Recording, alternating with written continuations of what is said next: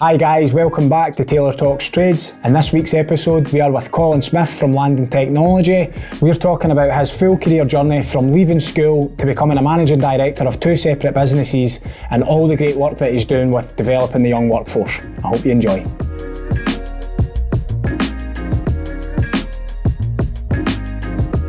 Alright Colin, welcome to Taylor Talks Trades. Thanks for having me. I'll start where I always start, mate. How did you get into the trades then? So I left school at 16, not really knowing what I wanted to do, so I'd done better than the rest of my family in my grades, and grannies and all that stuff were like, oh, you'll go to university. So I thought I'll try 5th year, but just the whole school wasn't for me, so left halfway through 6th year, went and got a job as an apprentice. I always knew I wanted to get a trade, because it was sort of in the family. I've always done something. My dad was a chef. My mum had done HNCs and all the rest of it and worked through that kind of way, so I knew that I was going to get an apprenticeship at some point. So I wanted to be electrical and mechanical, because I'd done quite well at maths and physics, so electrical mechanical engineering. I got a job, a company in Broxburn, James Ritchie, clockmakers. Right. So we were repairing old clocks, town clocks. Got to travel all over the UK, or all over Scotland anyway, fixing these town clocks. But it sounds a lot more glamorous than what it was. Basically, you were crawling about in a church spire that had pigeon droppings everywhere, so you're like, this isn't exactly what I was expecting from a engineering type job, but learnt how to weld and do other bits and bobs and a wee bit of machining and all the rest of it. But it was just wasn't for me, so and it was quite a slow paced job. Right. I need to be active and seeing that I'm doing stuff, and I've always had a bit of that mentality. I want to be active. Yeah. So I was just kind of doing a wee bit of soul searching. I was in the job for about 1.5 years, and then thought I want to get out of this. So I look back when I was 14, I had a job in a garden centre and really enjoyed it. Yep. So, and I always quite liked helping my mum out in the garden and all the rest of it. I was like, I'm going to go chap some doors and see if I can get another apprenticeship. So I'm 18 at this point. Right. So as a wee bit more mature apprentice, I'm coming in as a first year apprentice when your 16-year-old apprentices are there and all the rest of it as well. So I said, but I'm happy, took a cut in wages, just wanted a restart. And joined a company as an apprentice. Went through college. They sent us to Oakridge. Brilliant. Started doing quite well because I got quite into it, and then started getting recognised by the college and by the management and all the rest of it as well. So after a year, I thought, can I take out a wee squad of my own? So first year college, a wee bit of an ego. I'll take out a wee squad. Let's see how we go. So I took out a squad doing hedge cutting. So we went all the way around Edinburgh cutting hedges, and we had a target of 30 hedges a day. And our squad was the only squad that managed to make target every single day. And I don't think we were pushing overly hard. But what I didn't see was at night I was looking through the maps and planning out the best route and looking at roughly how big they were. So I was putting all the prep in behind the scenes. Right. So we never had any complaints. There was a lot of complaints in other areas, but we just had it systematic. Wow. So I had a squad of 3, 2 guys with hedge cutters going around up until about lunchtime, and then 1 guy cleaning up, and then after lunchtime it was 2 guys cleaning, 1 guy cutting. So we had made this wee system. So that worked quite well. And then into 2nd year college, obviously it was too much. That was in your first year? End of the first year. So your boss must have been happy then, surely. So then I got an injury on my wrist. So I put my hand through a plate glass window. I was off work for 8 weeks. And like I was saying, I always like to be active. I could not handle being stuck in the house for 8 weeks. So I was back and forward to the office all the time, and I couldn't drive either. I lived in Linlithgow, and the office was out by Champagny, the Rook and Glen Garden Centre. No idea, out that way anyway. I was walking down from Linlithgow every day, like, oh, won't give me something to do. I'll sweep the yard out or whatever. Like, oh, we can't have you back because insurance and all the rest of it. I was like, I'll do some work in the office. I'll help you out, paperwork, filing, whatever, make calls, just to get out the house. Yep. So when I came back after the injury, the boss was like, you actually made us think about that. Would you fancy coming in as a trainee supervisor type thing? So that was the plan. But then the owner was like, too young. Let's get somebody else to do that job just now.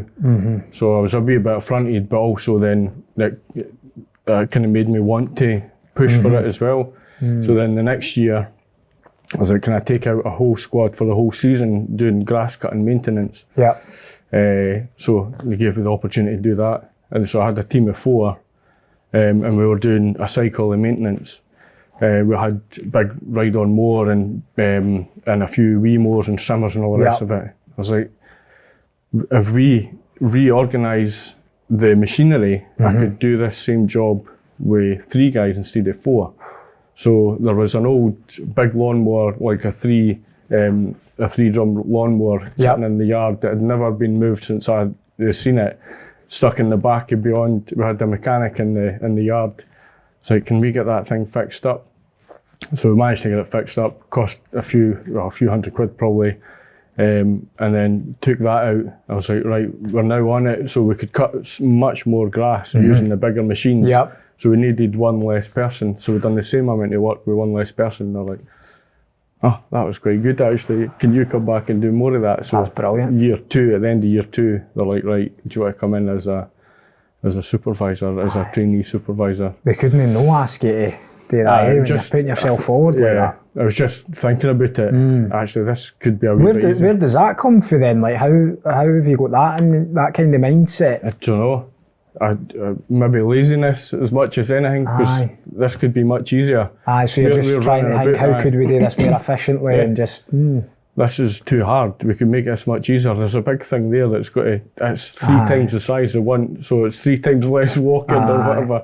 But it's just... it was a need that needed to be sorted out, because folk have just been stuck in their ways, set in their ways, and just follow instruction. But I was like, well, actually, that's the tool I need there. So, yeah. And was that received quite well by the company? Like, were they all right with that? Because sometimes, you sometimes get that where, like, because it's kind of your idea, it's not really the best sometimes, or were they all right with that? So my immediate line manager, he was probably quite influential in that. He could see that, and he had a similar kind of history. He started as a mechanic, joined that company to fix their machines and all the rest of it, and then he had a bit of a spark, and then so he quite liked the fact that they're making.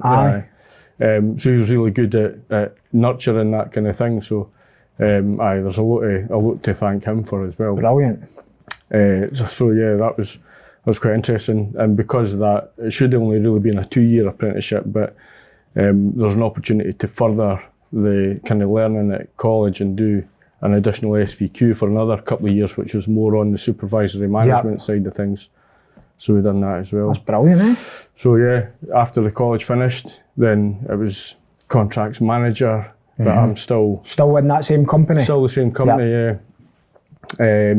But I was early 20s, and I'd started a family when I was 21. Got married when I was 20. So there was all this kind of, everything was happening on fast forward for me. So I guess there was all this kind of thing happening. But then I was maybe a wee bit too young and naive, hadn't really learned what it was like to live and to manage all these different pressures that are going on. So bought a house quite young, having kids quite young, getting married, being in a senior position. There's a lot of that naivety. So you just start giving yourself into work. So I was working from 6 in the morning, 7 in the morning, through to 6, 7 at night, 5, 6 days a week.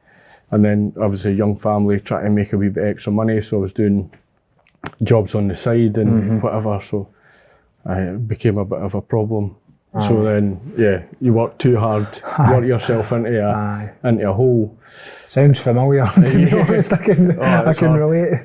Yeah, so I was like, I actually lost the marriage because of that. Right. So because we were like ships passing in the night, we didn't really want the kids to be brought up in an unhappy place.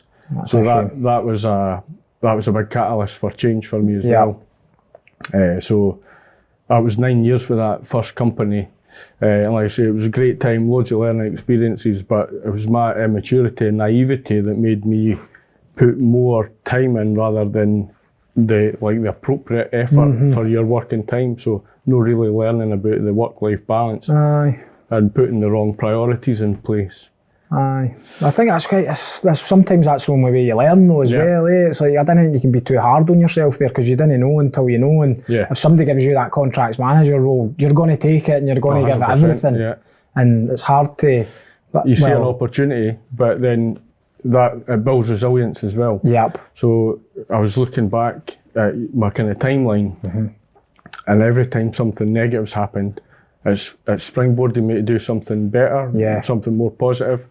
So out of that, losing the marriage, quitting the job, joining another company, it was supposed to be for a promotion, for a better job, more flexible time and all the rest of it, but it turned out to be torture. It was like, the only way you could manage the people there was by threatening them, according to my senior line manager. He was like, you need to get them in and grab them by the scruff of the neck. Oh man. So that's not how you deal with people. So I gave him my keys and walked out, joined a smaller company, but then more family orientated. So I was like, I'm only working Monday to Friday. I'll do overtime, whatever, but weekends, that's when I get the kids. That's precious. I need to keep that time precious. So I'd got just as much work done, but I wasn't having to spend my weekends working anymore. I kept that time precious, so I got a wee bit better at managing my time. Then went through that wee company, got bought over by a bigger company who was looking to get a stronghold in Scotland to develop their business, their brand, because they had a lot of work in England and they were looking to start acquiring companies across the country. So got bought over by them, and then it was a completely different company. It was great in some respects because it made you see how a big company operates. They were very systematic, and IT, and they had their own. They'd made their own apps and all the rest of it as well. So there was a lot to learn from them, but the culture wasn't ideal. So. But again, a lot of experiences. I became a regional account manager, so more salesy. So I'm not a salesperson. I'll consult with people and clients and try and get to the root of their problems, but I'm not necessarily a salesperson trying to deliver volume sales. So I was meeting the targets, but it was not on their sort of preferred work type. So I was like, do you know what? It's changed from being a family company to this big organisation, and I quite liked the family-orientated company type thing. So I went out to another employer and asked if they were needing anybody, and just by coincidence, he was actually needing somebody that met exactly my skill set. So joined him and helped him for a wee while. 4 or 5 years before getting the opportunity to start Land Technology. So you got quite a vast experience there, in probably a short period of time as well. It's probably good that you actually just got thrown in at the deep end like that though, because I'm finding a lot of the challenges now is when trying to train people, sometimes the best way to learn is just through mistakes. And like you said, you found maybe the work-life balance there. I thought it was a wee bit harsh when you said it was your immaturity. It's just how would you not be immature at that age though? Do you know? And it's sometimes when you step up and kind of put your head above the parapet a wee bit, I think people expect quite a lot for you, but probably if you looking back, and if you're maybe 21, 22, a contracts manager, it's quite young. And it's a lot of pressure, but I think like you said, resilience and learning, that is how you do it. Sometimes it's actually just being in it. You have to just go for it. There's some things aren't in a textbook. And so that set you up quite good. If you take a knock and you let it get you down, then that's your problem. Whereas you take a knock and see it for what it is, and it's an opportunity to learn.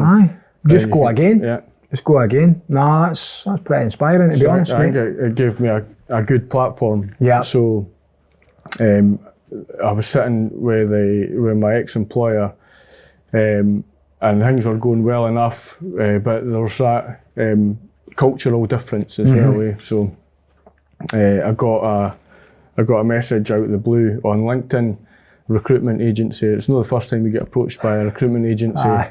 We're looking for a managing director. So I was like, oh, it's just another recruitment agency, ditched. And then another message comes up, no, we really want to speak to you. I was like, ditched.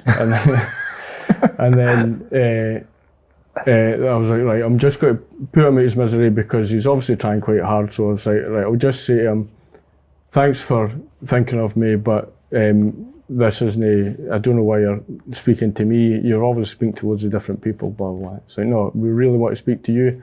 We've got an opportunity for a managing director. A surfacing company is looking for a managing director, road surfacing. So I was like, well, that's fine. I hope you find somebody, but my experience is landscaping. Yeah. He's like, no, can we have a call? So I was literally sitting in the car waiting on the other boss who was just picking up his new Jaguar. I'm like, do you know what? Yeah, I'll take the call. So had a chat, and then he's like, right, maybe we should meet up for a coffee to take this a wee bit further. So it sounded more appealing. Surfacing companies looking to make a subsidiary to start a landscaping company. They have no experience in landscaping, but they have some contracts that have landscaping in them. So they're looking for somebody to start that business. So that's interesting. Yeah, definitely I'll be up for that. So we had a coffee, learned a wee bit more about the company. Then I said, well, I'd like to meet the owner of the company. So we set up that meeting, we had a chat. That was quite good. He's a business person, great mentor for that point of view, and just understands contracting. He's been doing it since he was 19 years old. He's in his 70s now, so amazing. He's a brilliant guy to learn from. But also, so then I was like, I need to demonstrate to him that I can do this as well. Yeah. So I was like, I'll go and make a business plan. And then I'm like, how do you write a business plan? I've never done anything like that before. But I had a fair idea of what I wanted the company to look like, and who our clients would be, because it wanted to be commercial contracting, because it's volume that we're looking for. So commercial contracting, if we can then highlight the kind of clients that we want, what kind of company, what our pricing structure is going to be, what our ethos and all that stuff, who's our competitors and what's good about them, what's not so good about them, and how can we differentiate ourselves from them, and what are the problems? Skills are a big problem. So how can we resolve that? We need to make better systems in our company so that we can employ people with less skills and over time train them up. So that became the sort of focus for the business. So I presented the business plan. He was like, when can you start? That's brilliant. It was good. And where did that come from then? Did you, like, I'm seeing this wee kind of theme where you just seem to think outside the box. So you always been like that? I don't know, I just think Google helped a lot. Does that just seem like common sense to you? Like that's just what you would do? Like, I get a bit of intuition, but again, I'd learned from some really important people. Like I said, my manager with the first company, he was great to learn from. He was really systematic as well. His filing system was absolutely immaculate. And then, the big company that bought up the wee company, it was all their systems and all the rest of it as well. And actually, they had loads of different things that I'd never thought about as well. But they were a massively growing company. So they were about 10 million when they bought us, and I think went up to 50 million after. So it was. So you've seen things that a lot of people will never see, to be honest. And their leader was quite dynamic and really engaging person. But then there's, like I say, then the cultural things, because of the rapid growth, there's a bit of cultural things that don't quite get taken out or followed through that you think anyway when you're in the trenches and they're talking about all these things and you're not really living them. So there's a bit of disconnect. Sometimes a lag as well, I find. And like I've even found that sometimes in my own company, it's like you feel like things are a certain way, but it's maybe not just caught up to being that yet, or it was a certain way and you're kind of partway through the lag and you've realised that's dipped. And I think as leaders, like, it's really our responsibility to jump back in and make sure we get it right. Exactly that. Just a few weeks ago, no, really. Thinking everything's hunky dory, and then there's problems in the teams. They can't be in the same room. So wow, some of them anyway. So we're like, it's a reset. We need a wee reset. And that's a normal thing, by the way. Like that's very normal. I think that people kind of get scared to speak about things like that, but that is part of teams, that's part of business, it's part of workplaces, and it's the good leaders who identify it and fix it and get in and sort it. So I was like, right, we're going to get a facilitator in and we're going to have a team building day. You do team bonding, you go out for beers, you go out for a game of 10 pin or whatever you do. But the team building, you never do a deliberate team building. So it's like, right, let's do a team building day. And then the managers are like, oh, you really think that's a good idea? It's like, it's because you've just said that it's definitely a good idea. We need to break this down. Yep. So I brought them in, had a team building day, sitting around with blindfolds on, playing games. We try to communicate what random shapes are and all that. And it was stressful. Like that was the most stressful 45 minutes playing that one game because you can't see and you're trying to explain something. So it broke down how we communicate and where we need to be better at communicating. But it was just getting all the guys together was the big thing. So then the guys that couldn't be in the same room together, they were out having a fag by the end of the day. Brilliant. So it totally changed. And then since then, we've had more team meetings. Weekly team meetings, what's been good, what's been bad. Trying to bring everybody together. It's so important, together. That stuff. Isn't it? But you can understand why, like, that big company that bought over that smaller company that you're speaking about, you can understand why at like 40, 50 million that would be difficult. Because I find it difficult with our size of a company and we've probably got like 35 people. Like imagine having double that or triple that, quadruple that. It must be such a hard thing to do. But you set your business model, so ours is just in time. So one of the points of difference for us, I think, is a bit of our service, where we program works out, but then we have to make sure that we're on site for that time, and we make sure the materials are delivered on site for that time, and to try and keep efficiencies and reduce kind of how much travel we do in the vans. We travel direct from home to the site, so all the guys' vans are fully kitted out with all the tools that they need, and then we organise the material to go direct to site.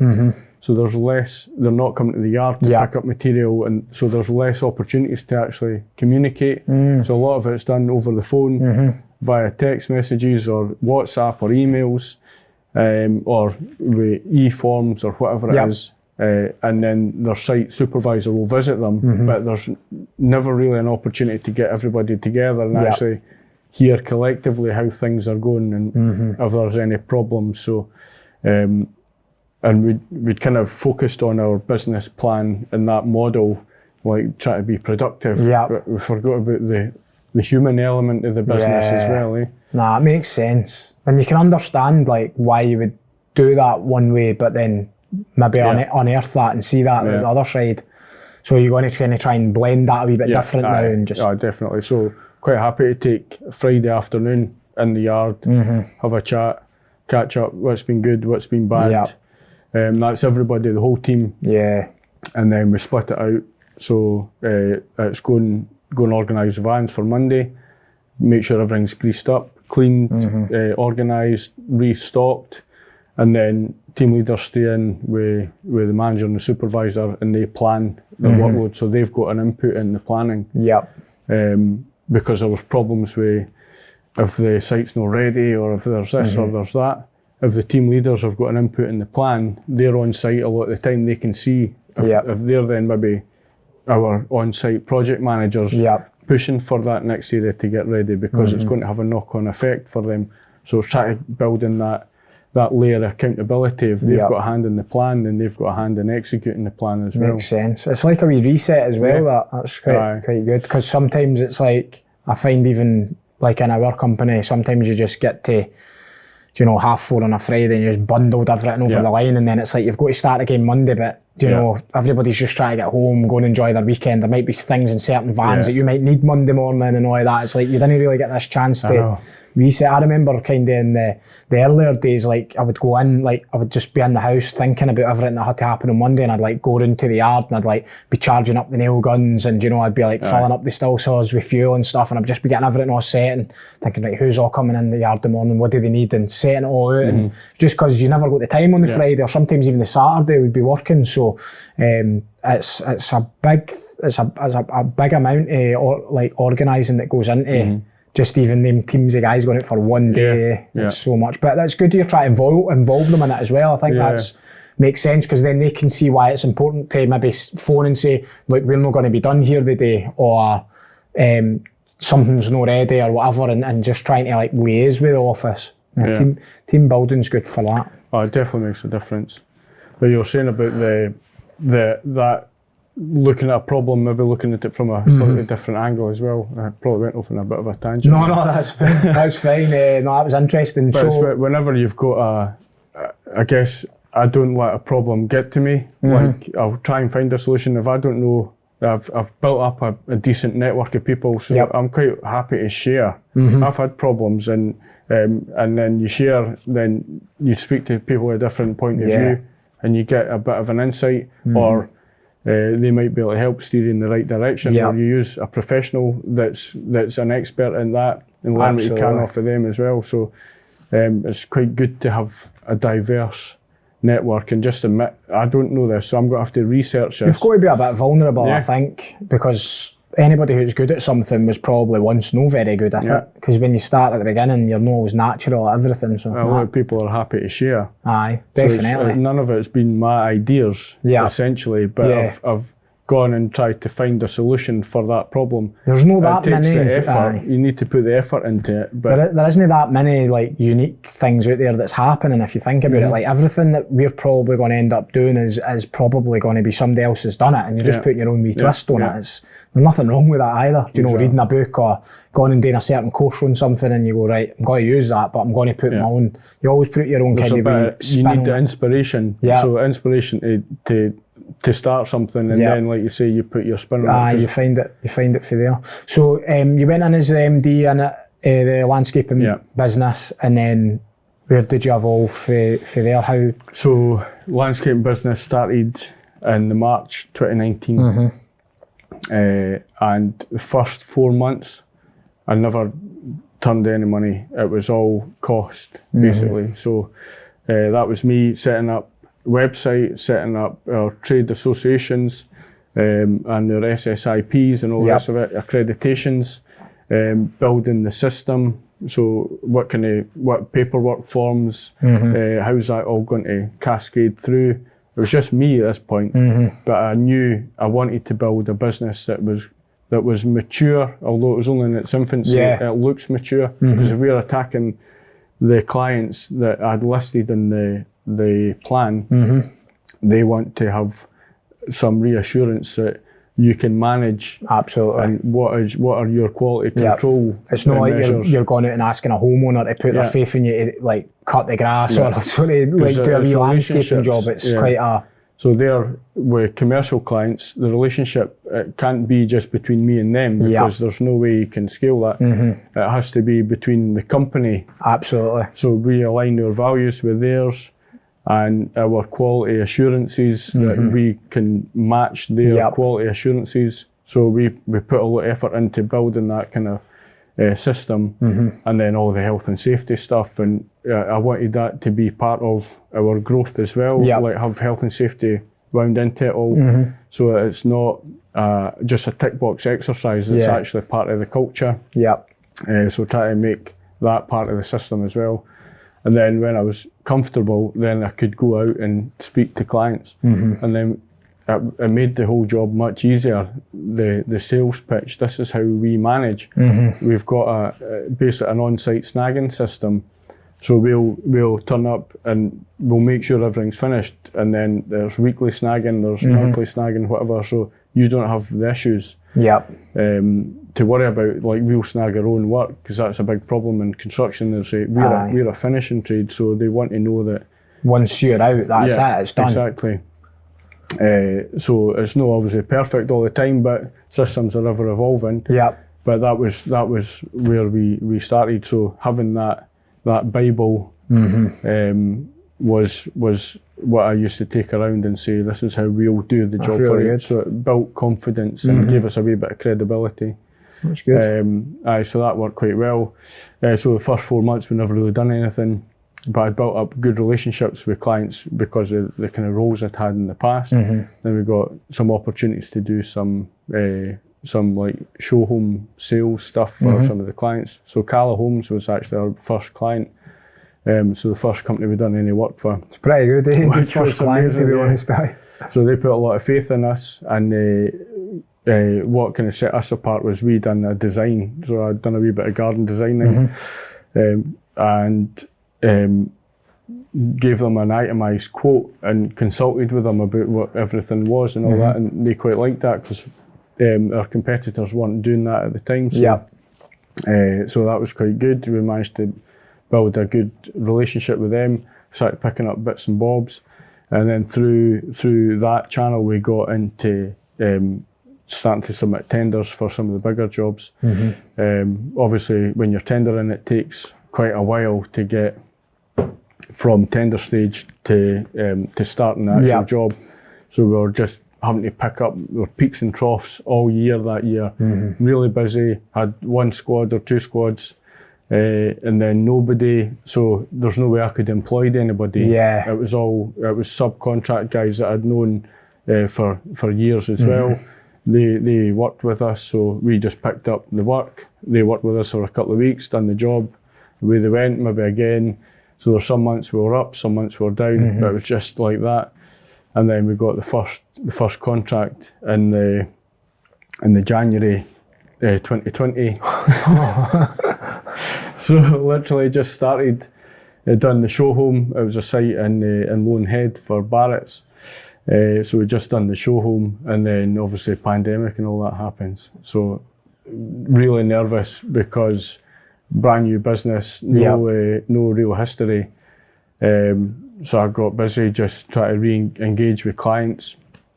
I seen it as a massive threat because we didn't have much. We managed to make a wee profit in year one, which was quite good, but not enough to sustain for any length of time. So I had to take the furlough grant, but then I had to pay that back because then some of the clients had to come back to us. I was like, can we come and cut your grass?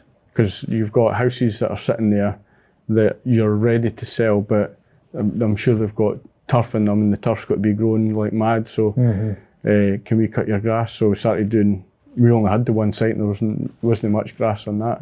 Like, oh, can you cut this site and that site and the next site? So we were literally cutting our competitors' grass. But it was me I had an old pickup truck, an old Mitsubishi L200, like a big red fire engine, going about with a lawnmower in the back, just running round, literally running behind the lawnmower, cutting the grass. But it was building that kind of trust and dependability.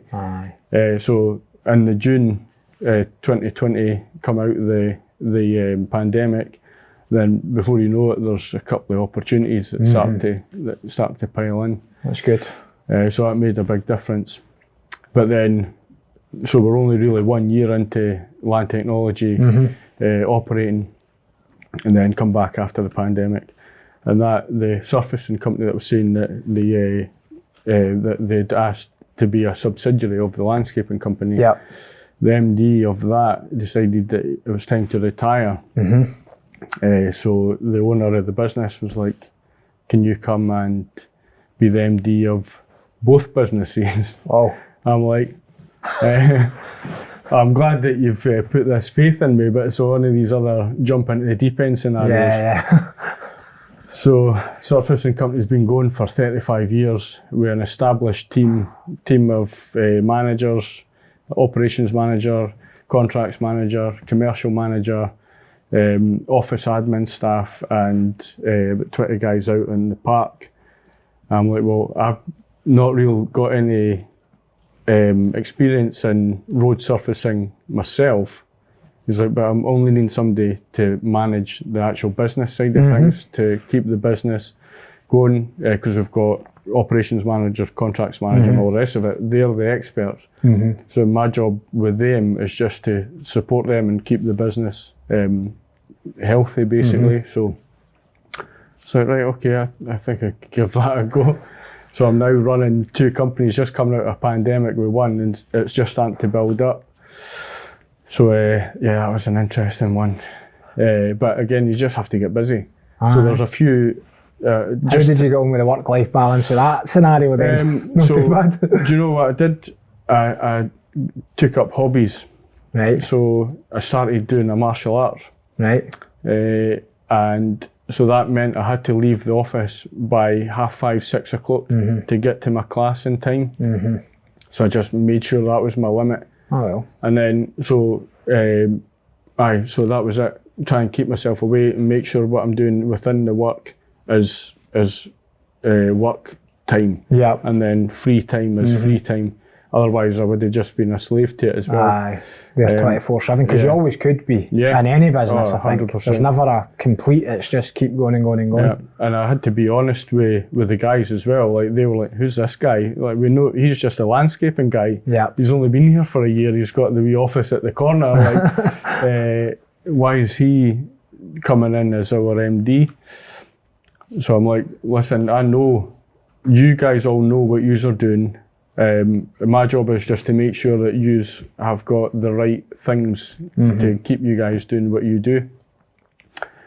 So we made a couple of back office changes, increased our admin, and so that the managers could manage more rather than doing their own, because they hated filing and all the rest of it, and getting all the paperwork. Probably wasn't their strongest skill set either. Like, they're experts in exactly go and price the work and go and organise the work and go and make sure it's getting done properly. Yeah. That was their strengths. Where again, I had the systematic approach where you guys do all that and I'll look after how we're going to save everything and file it, and that's what we've got our admin for. So pass a lot of that on to admin, let them do these things, and you guys go and crack on with what you're good at. So that's how it's worked. So it's been quite rewarding that way. We set up a few. It went from an order book to an order spreadsheet, and we can start to test, see what our pipeline is and whatever. So just making a few changes like that, so we can see if there's any peaks and troughs coming up. And we can try and plug them in, so we're just a wee bit more aware of what we're doing and where we're going. So we actually we grew about 20% in the first couple of years since we took over. That's interesting. It's good to be able to have set up in such a way that you can see that as well. Amazing. It's hard to sometimes notice the wins when you're just in it and just pushing forward anyway, so it's good. So I had to get better at understanding accounting software and all that. Like, I'm not an accountant, I was always hands-on. So that was a big learning curve. But again, just get stuck in. There's only one way to learn. That is it, and at the deep end, like you've done every other time. No, that's really good. So does that bring us kind of up to current times where we are now then, more or less? And you've been doing a lot of good work recently with the DYW and won an award, so that was good to see. What's kind of been going on there, and how does that tie in with so you've got your own training sort of model now? So again, training's always been something I've been keen on, and thanks for that, because we did put a lot of effort into that, and it's not that we're doing it for the rewards or awards, but it's nice to get the recognition, because we weren't even going to put in an application, and then somebody said, "Oh, here's an application, do you want to fill that out?" Actually, I will. So it's lovely to look back. Absolutely, aye. It was a great night, and it was good to see that you'd actually won, because you kind of kept it under wraps. I didn't know what to give it away. I think that's the weird thing about that awards is you know before it happens. So, but what you didn't see is me crapping myself when I was sitting at the table, knowing that I've got to get up at some point. That was brilliant. It was good to see you winning it, mate, for sure. Thanks. Because that recognition is important for us, I think, as business owners or in any kind of industry or field. It's like you want to know, like, am I doing a good job? And that just gives you, it's not the be all and end all, maybe like you said, you're maybe not doing it for the awards, but it just gives you a wee bit of a hint that you must be going in the right direction and the work that you're doing is paying off. So like, because I started as an apprentice and I'd been through the ups and downs along so it's that nurture. You want to give other people a similar opportunity that you had. So, and that's part of the thing. There was always a shortage of skills. And every company I was in was always, you've got to get somebody skilled. So the only way you can get somebody skilled is if you skill them up. Otherwise, you're just putting somebody for here and putting them there. So you might have solved your problem, but you've created a problem somewhere else. Then all of a sudden, rates and all the rest of it start going up through the roof. So to me, it seemed fairly simple. We need to have our own kind of future plan. So that was our strapline, was the future of landscaping. It's not because we think we're going to be amazing, but it's because we think we're going to help bring in new skills and develop the future of the industry that way. So rather than kind of like going and like maybe trying to get this landscaper from your competitor and paying him £1 an hour more than he's getting an hour or something, you're thinking rather than stop creating the problems across the industry and just start fixing them internally. It's a good idea. So most of our guys have never done landscaping until they joined us. But then we've built up, we've got the management team who are really experienced. But then in supervisory, and then a lot of the guys, some of them we brought in a core that had landscape skills, and everyone else is working with them and building them up. We've got 2 team leaders that had never done landscape before. They're now, they're now team leaders. So it's just bringing in and accepting that, and we have we've got our health and safety manager, and part of her job is to go around the sites. When she does that, she delivers necessary health and safety training, but also machinery training and how to operate it. They all know that stuff, but it's just highlighting it to remember them and just them, make sure they're continuing and testing them on it as well. And we've got some of the technical parts of the job, like about the different plant names or different methods, cultivation or whatever, and we'll test them on that, different types of soil and whatever it is. Then we'll train them on that, give them a wee bit of info, and then they'll get tested on it. So it's trying to build that all the time. So we're now looking at getting the SVQs because we've got that kind of learning. And we've got an apprentice in the landscaping company. We've just had 2 apprentices in the road surfacing company as well. That's good. And we're doing we've helped with a school, St Margaret's Academy in Livingston. We worked with their head of house to develop an SCQF level 4, so it's a recognised course. So it's in gardening and horticulture. Wow. So it's a cohort of disillusioned kids or disengaged kids that otherwise wouldn't be doing anything. So they're doing a gardening qualification. How good is that? So they kind of maybe put out the classrooms and stuff that are a wee bit disruptive or something, and then now they can... So they're maybe needing to go to school to escape problems at home, but when they're at school, they're not engaged. They can't engage their minds on other things. And so it's a shame, but also it is, we set up the course not specifically for disengaged pupils. It's a course that's is for everyone, but also anyone can do it. And it's sometimes the kids that are disillusioned that because they're not in standard classes, they've got an opportunity to join this. That's brilliant. So it gives them something to do. That's really good. Which is good. And so we put a lot of effort into that. It was the school that was running the actual course, but we helped them to formulate what's the best thing to do when and why and how to do certain things, and so that was quite good. And then this year we've been working with an additional support needs school. They're not profound additional needs, so all the kids are very capable, maybe just not quite as good at learning literacy and numeracy, but very capable with a tool, just need a wee bit more guidance. So and I've actually been going in and helping deliver those classes. That'll be good. That's rewarding. It's one of the most rewarding things of the week. It's brilliant. Absolutely. That's brilliant. You're making a big difference, to be honest. And that's where it starts. It needs to be done there to planting the seed, Yeah. you know, pardon the pun kind of thing. But no, that's amazing. And what's next coming up for you? More of the same, really? Yeah, so obviously you never know what the market's going to do. So mortgage market's not the best just now, so there's a wee bit of a downturn in how much work we've got. We've got more sites than ever, but they're all a wee bit slower, so it's kind of levelled out. So if housing market changes, then there'll be a bit of a spike again. So we've always tried to think of the pipeline of work as well as the pipeline of staff as well. So we're just quite happy with our status quo just now. Obviously, always happy to have more conversations, and if there are opportunities out there, we're more than happy to take them on. But yeah, kind of building the pipeline element is a big thing. So we were looking at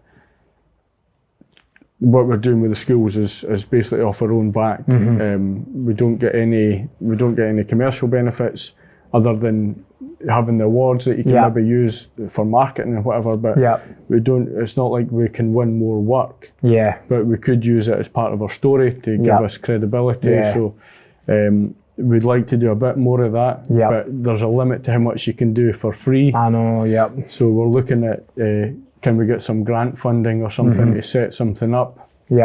So we can actually deliver that on a larger scale, and because we have had loads of good feedback. That's amazing. Some of the disengaged kids, there's one in particular, he was only coming in 1 day a week, and it just happened to be the day that we're doing the gardening course.